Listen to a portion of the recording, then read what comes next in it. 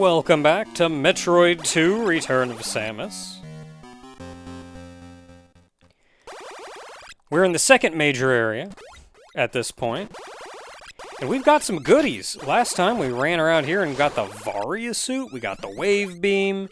The Wave Beam did replace our Ice Beam that we got before.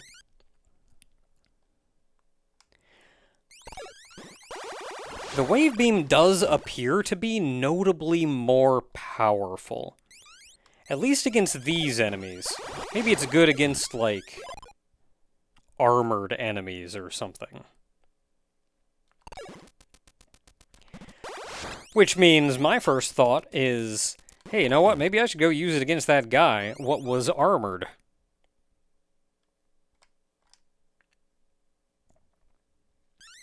Who we saw up here. There's a couple more things for us to do. Yeah, I can just murder them now.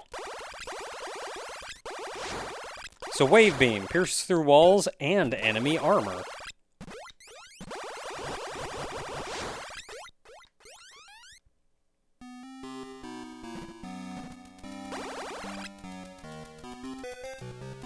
Alright, buddy.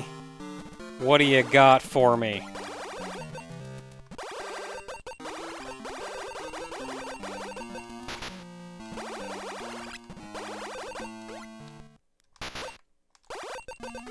I'm not actually confident I'm hurting him.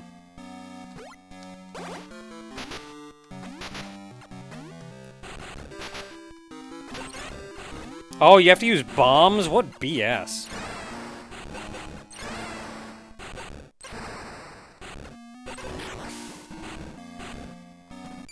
Ooh, the spring ball, though. You know, I was just saying I could go for some spring ball action. And that changes what your morph ball looks like. Which is almost a little sad, because now we don't get to see the Varia morph ball anymore. Bombs? Really? Man, that was just, like, happenstance that I checked that. But now we can just leave, so that's nice. Spring ball is shockingly nice in this game, because they keep putting all these friggin' passages that you would have to jump up to otherwise.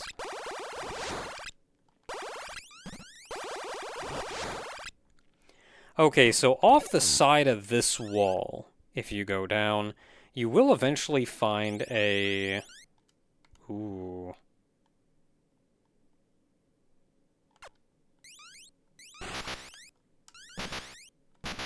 No, let me in, let me in.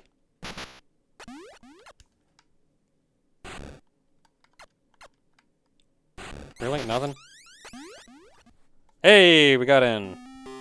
How were you supposed to get here? Who knows? But I got missiles.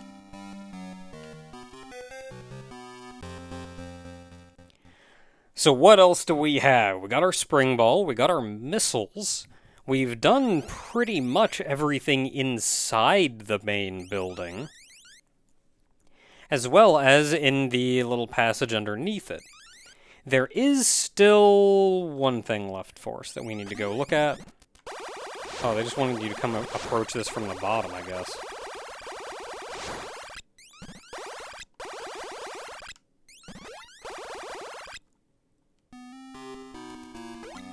I mean, okay, whatever, be that way.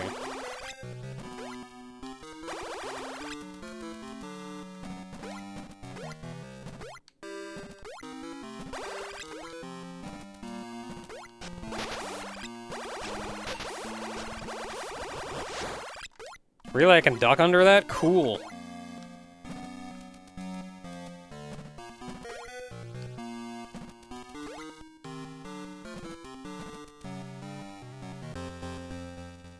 So there's really only one thing left for us to do outside before we start making our way to the Metroid breeding ground.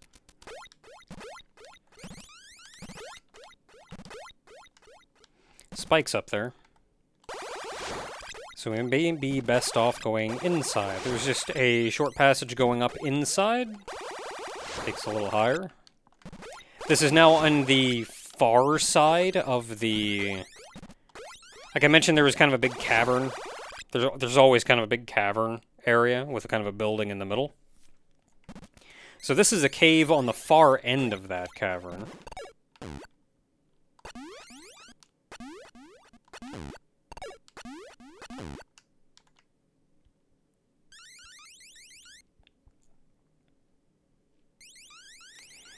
And we just went in that so we could go up and around this way. There is... we may have missed it already. Some of these items I'm not entirely sure how you would know how to find. Other than just doing what I did as a kid and...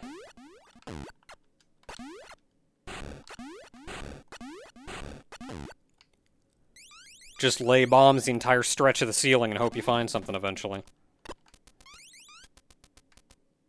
Oh boy, Metroids! Oh, heck. No, let me out. Where are you, buddy? Oh man, I gotta get used to this jump.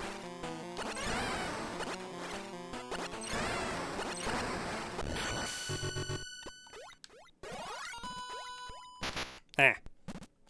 Okay, so there is an energy recharge in here somewhere. There it is, I can see it. I don't know how to get to it, but I can see it. There we go. Ooh, good stuff. Good feels. Okay, so that's the only energy recharge in the area, so we found that. That's also almost every item in the area. There is a missile expansion down here somewhere. Not sure where. There's a spot over here that looked a little suspicious. I'll start exploring there. This right here. Aha!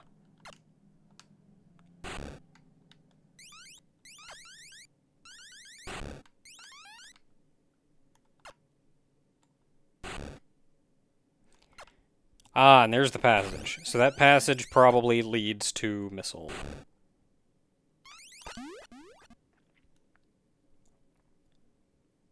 And there it is. That is every item in this area. We did it. Good job, team.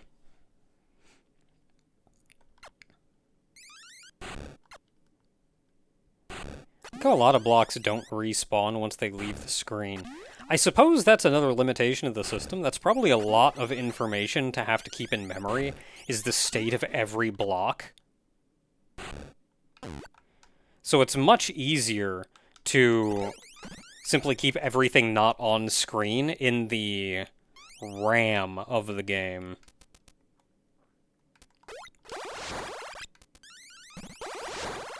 So our job here is done.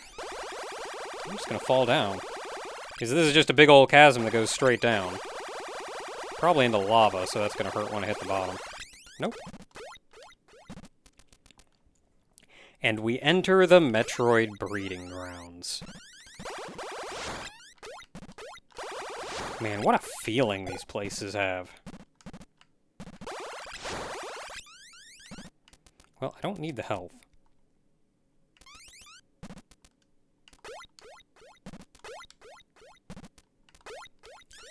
You do notice that there are, like, no enemies down here near where the Metroids are.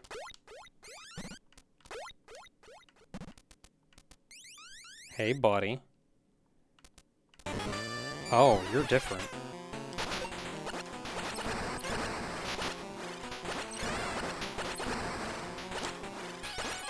That's right, all the Metroids have names! They don't just exist for the sake of existing. And that is where the Metroids that we saw back in the... and back in the first Metroid game are a larval Metroid, or a pupil stage of them, or something like that. The Metroids we've been seeing through the vast majority of this game are alpha Metroids. That was a gamma Metroid. Gamma Metroids are... they don't seem to do much else. Oh, hi there.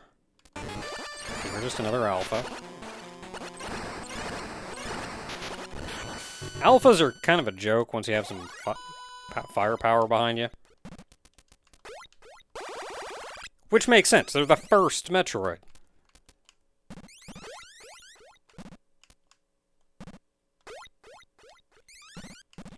Let's go this way.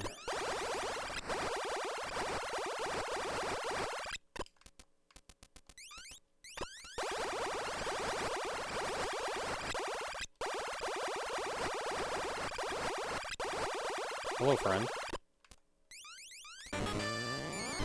That's another Gamma. It has this little tongue thing that comes out, but I don't know what exactly that does. And honestly, I'd rather not find out.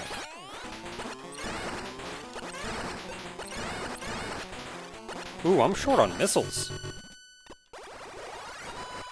Okay, that was nice. You get him stuck in a corridor and you don't have to worry about him anymore.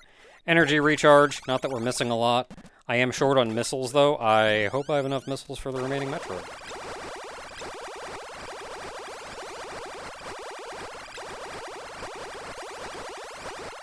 I get it, though. Like, they didn't do... There's only so much they could do on the Game Boy, but I get that feeling of dread that you should have going in here. Like, they were trying. Maybe not succeeding as well as they could, again, because of the limitation to the system. But, like, I feel what they were going for.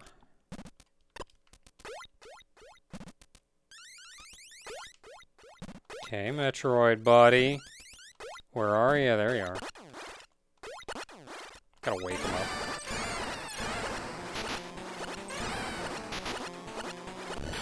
Got him. 5 missiles to spare.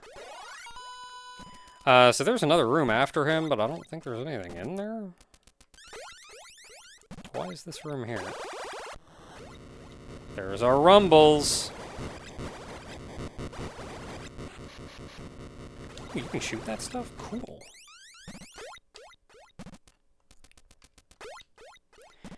There's our rumbles, which means we are done here. The second area is complete.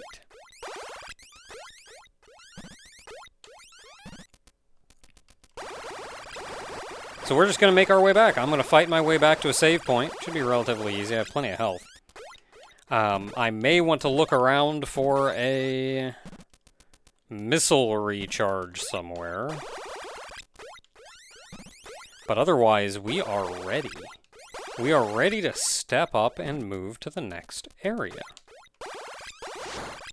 Kind of neat how the layouts of this work, because it works in these areas. At least thus far, you haven't had to backtrack, so it almost works like levels in a traditional game, like a traditional platformer. It's like a bunch of mini Metroidvanias. Like, we beat the level, we're done. We can move on to the next level.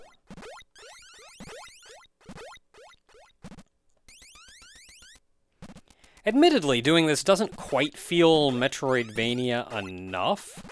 Like, if you're never going to go back to those areas, then... yeah, you're just playing a linear experience at that point.